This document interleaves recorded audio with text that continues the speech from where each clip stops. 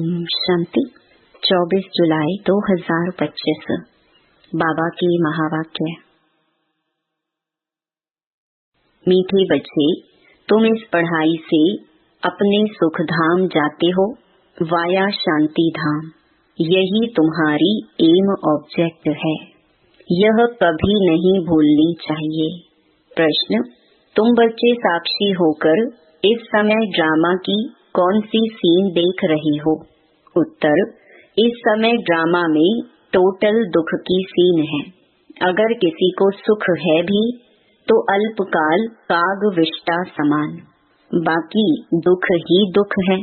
तुम बच्चे अभी रोशनी में आए हो, जानते हो सेकंड बाय सेकंड बेहद सृष्टि का चक्कर फिरता रहता है। एक दिन न मिले दूसरे से। सारी दुनिया की एक्ट बदलती रहती है, नई सीन चलती रहती है। गीत जो पिया के साथ है। डबल ओम शांति। एक बाप स्वधर्म में टिके हुए हैं, दूसरा बच्चों को भी कहते हैं अपने स्वधर्म में टिको और बाप को याद करो, और कोई ऐसे कह ना सके कि स्वधर्म में टिको। तुम बच्चों की बुद्धि में निश्चय है, निश्चय बुद्धि विजयंती। वही विजय पाएंगे। काहे की विजय पाएंगे? बाप के वर्षे की। स्वर्ग में जाना यह है बाप के वर्षे की विजय पाना। बाकी है पद के लिए पुरुषार्थ। स्वर्ग में जाना तो जरूर है। बच्चे जानते हैं यह छीछी दुनिया है, बहुत अथाह दुख आने वाले हैं। ड्रामा के चक्कर को भी तुम जानते हो। अनेक बार बाबा आया हुआ है, पावन बनाए सभी आत्माओं को मच्छरों सदृश्य ले जाने, फिर खुद भी निर्वाण धाम में जाकर निवास करेंगे। बच्चे भी जाएंगे। तुम बच्चों को यह तो खुशी रहनी चाहिए, इस पढ़ाई से हम अपने सुख धाम जाएंगे, वाया शांति धाम। यह है तुम्हारी एम ऑब्जेक्ट। यह भूलनी नहीं चाहिए। रोज रोज सुनते हो, समझते हो। हमको पतित से पावन बनाने के लिए बाप पढ़ाते हैं। पावन बनने का सहज उपाय बताते हैं याद का। यह भी नई बात नहीं, लिखा हुआ है। भगवान ने राजयोग सिखाया, सिर्फ भूल यह कर दी है जो श्री कृष्ण का नाम डाल दिया है। ऐसे भी नहीं है बच्चों को जो नॉलेज मिल रही है वह गीता के सिवाय और कोई शास्त्र में होगी। बच्चे जानते हैं कोई भी मनुष्य की महिमा है नहीं जैसे बाप की है। बाप ना आए तो सृष्टि का चक्र ही ना फिरे। दुख धाम से सुख धाम कैसे बने? सृष्टि का चक्र तो फिरना ही है। बाप को भी जरूर आना ही है। बाप आते हैं सबको ले जाने, फिर चक्कर फिरता है। बाप ना आए तो कलयुग से सतयुग कैसे बने? बाकी यह बातें कोई शास्त्रों में नहीं है। राजयोग है ही गीता में।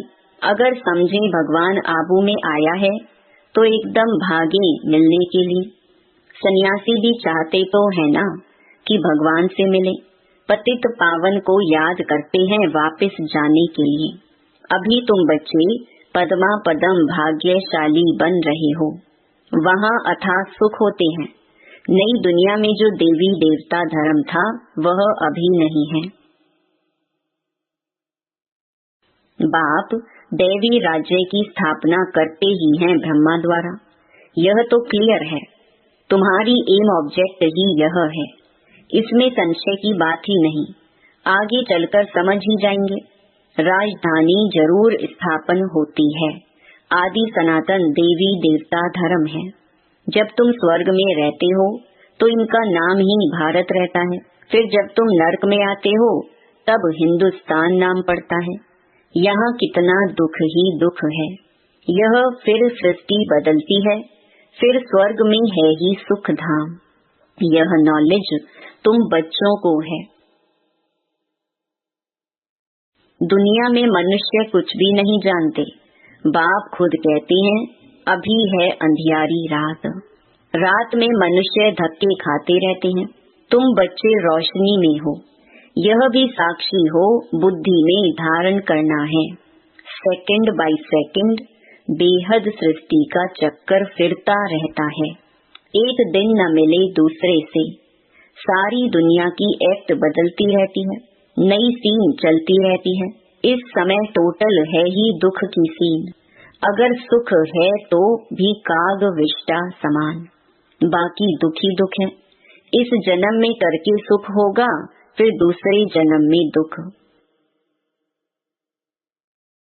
अब तुम बच्चों की बुद्धि में यह रहता है, अभी हम जाते हैं अपने घर, इसमें मेहनत करनी है पावन बनने की। श्री श्री ने श्रीमत दी है श्री लक्ष्मी नारायण बनने की। बैरिस्टर मत देंगे बैरिस्टर भव, अब बाप भी कहते हैं श्रीमत से यह बनो। अपने से पूछना चाहिए, मेरे में कोई अवगुण तो नहीं है। इस समय गाते भी हैं, मुझ निर्गुण हारे में कोई गुण नहीं, आपे ही तरस परोई। तरस अर्थात रहम। बाबा कहते, बच्चे मैं तो किसी पर रहम करता ही नहीं हूँ, रहम तो हर एक को अपने पर करना है। यह ड्रामा बना हुआ है, बेरहमी रावण तुमको दुख में ले आते हैं, यह भी ड्रामा में नोंद है, इसमें रावण का भी कोई दोष नहीं। बाप आकर सिर्फ राय देते हैं, यही उनका रहम है, बाकी यह रावण राज्य तो फिर भी चलेगा। ड्रामा अनादि है, न रावण का दोष है न मनुष्यों का दोष है, चक्कर को फिरना ही है। रावण से छुड़ाने के लिए बाप युक्तियां बताते रहते हैं। रावण मत पर तुम कितना पाप आत्मा बने हो, अभी पुरानी दुनिया है, फिर जरूर नई दुनिया आएगी, चक्कर तो फिरेगा ना। सतयुग को फिर जरूर आना है, अभी है संगम युग। महाभारत लड़ाई भी इस समय की है। विनाश काले विपरीत बुद्धि विनश्यंती, यह होने का है, और हम विजयंती स्वर्ग के मालिक होंगे, बाकी सब होंगे ही नहीं, यह भी समझते हो। पवित्र होने बिगर देवता बनना मुश्किल है। अब बाप से श्रीमत मिलती है श्रेष्ठ देवता बनने की, ऐसी मत कभी मिल न सके। श्रीमत देने का उनका पार्ट है भी संगम पर, और कोई में तो यह ज्ञान ही नहीं है। भक्ति माना भक्ति, उनको ज्ञान नहीं कहेंगे। रूहानी ज्ञान, ज्ञान सागर रूह ही देते हैं, उनकी ही महिमा है ज्ञान का सागर, सुख का सागर। बाप पुरुषार्थ की युक्तियां भी बताते हैं। यह ख्याल रखना चाहिए कि अभी फेल हुए तो कल्प कल्पांतर फेल होंगे, बहुत चोट लग जाएगी। श्रीमत पर न चलने से चोट लग जाती है। ब्राह्मणों का झाड़ बढ़ना भी जरूर है, इतना ही बढ़ेगा जितना देवताओं का झाड़ है। तुमको पुरुषार्थ करना और कराना है। सैपलिंग लगती रहेगी, झाड़ बड़ा हो जाएगा। तुम जानते हो अभी हमारा कल्याण हो रहा है। पतित दुनिया से पावन दुनिया में जाने का कल्याण होता है। तुम बच्चों की बुद्धि का ताला अभी खुला है। बाप बुद्धिवानों की बुद्धि है ना, अभी तुम समझ रहे हो, फिर आगे चल देखना किस किस का ताला खुलता है। यह भी ड्रामा चलता है, फिर सतयुग से रिपीट होगा। लक्ष्मी नारायण जब तख्त पर बैठते हैं तब संवत शुरू होता है। तुम लिखते भी हो 1 से 1250 वर्ष तक स्वर्ग, कितना क्लियर है। कहानी है सत्य नारायण की, कथा अमरनाथ की है ना। तुम अभी सच्ची सच्ची अमरनाथ की कथा सुनते हो, उसका फिर गायन चलता है। त्योहार आदि सब इस समय के हैं। नंबर 1 पर्व है शिव बाबा की जयंती। कलयुग के बाद जरूर बाप को आना पड़े दुनिया को चेंज करने। चित्रों को कोई अच्छी रीति से देखे, कितना पूरा हिसाब बना हुआ है। तुमको यह खातिरी है, जितना कल्प पहले पुरुषार्थ किया है उतना करेंगे जरूर। साक्षी हो, औरों का भी देखेंगे। अपने पुरुषार्थ को भी जानते हैं, तुम भी जानते हो। स्टूडेंट अपनी पढ़ाई को नहीं जानते होंगे। दिल खाएगी जरूर कि हम इस सब्जेक्ट में बहुत कच्चे हैं, फिर नापास हो जाते हैं।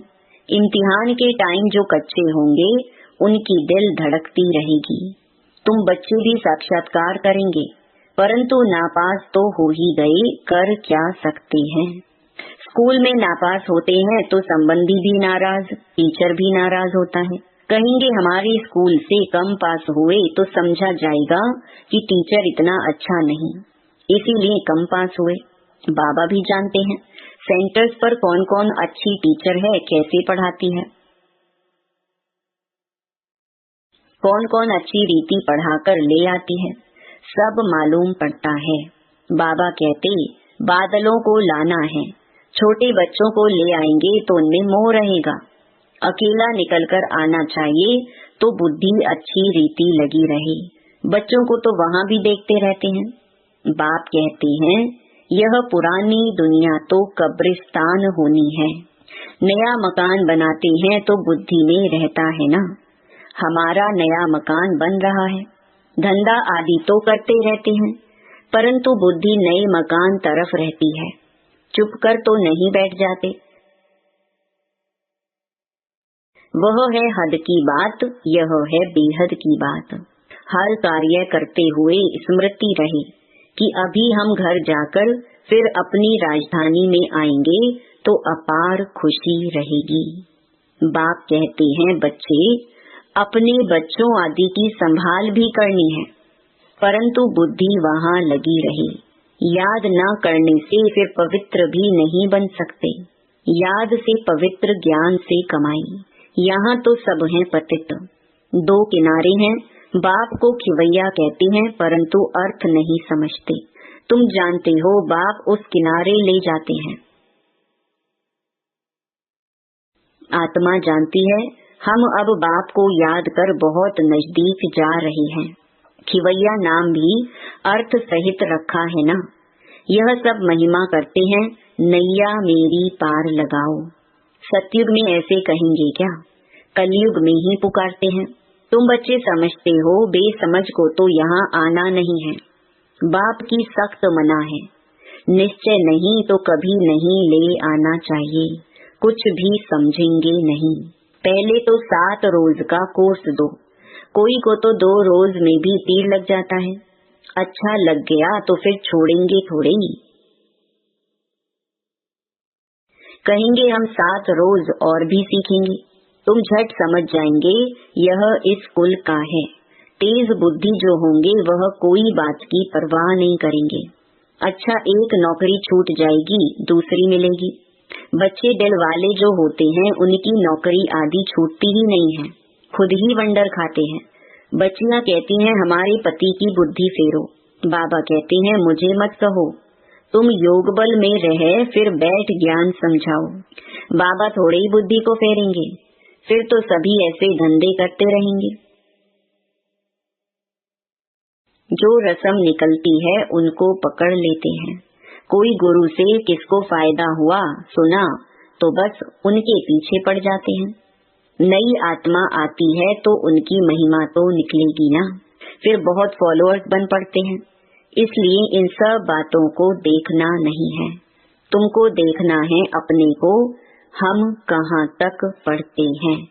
यह तो बाबा डिटेल में जैसे चिट-चैट करते हैं, बाकी सिर्फ कह देना बाप को याद करो, यह तो घर में भी रहकर कर सकते हो। लेकिन ज्ञान का सागर है तो जरूर ज्ञान भी देंगे ना। यह है मुख्य बात, मन मना भव।